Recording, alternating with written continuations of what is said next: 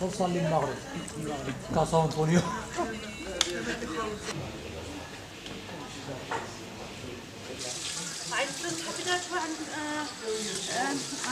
تسمية أمازيغية الشاون اللي كتعني قرون الجبل، مما يعني أن هذه المنطقة تسكنها يعني حضارات أمازيغية قديما، إلا أن المدينة يرجع تاريخ التأسيس ديالها إلى القرن 15 وخاصة في 1471 على يد مولاي علي بن رشيد.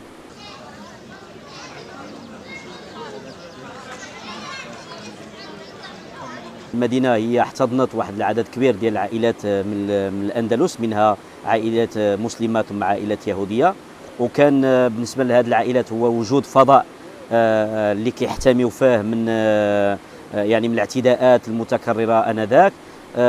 وجدوا مدينة شفشاون كواحد الحصن.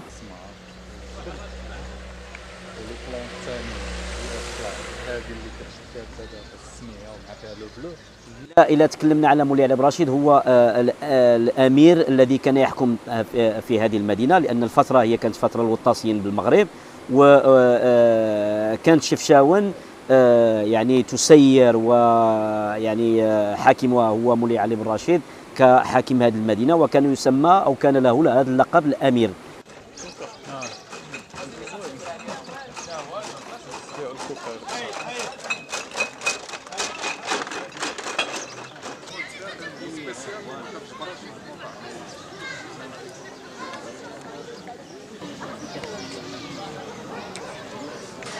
ساحة الوطن الحمام دائما كتلعب واحد الدور كبير، لأن هي مكان للتلاقي سواء للأدباء، للشعراء، للكتاب، ثم أصبحت للتجار، وحاليا مثلا دابا أصبحت للسواح الذين يفيدون بكثرة من دول مختلفة من العالم ليفيدون على هذه المدينة، لأن هذه الانتعاشة التي عرفتها في السنوات الأخيرة.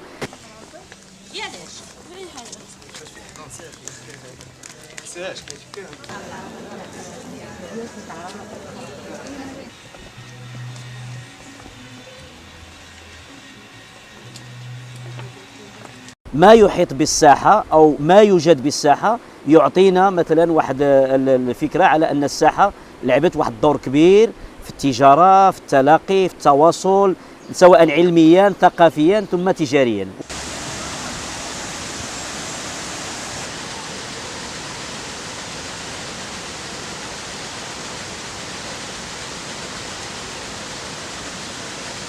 هناك بعض الفنادق المتواجدة واللي حاليا ما زال أنها مفتوحة في وجه الزوار، ثم رأس الماء، منبع رأس الماء الذي يزود يعني ساكنة شفشاون بالماء الشرب.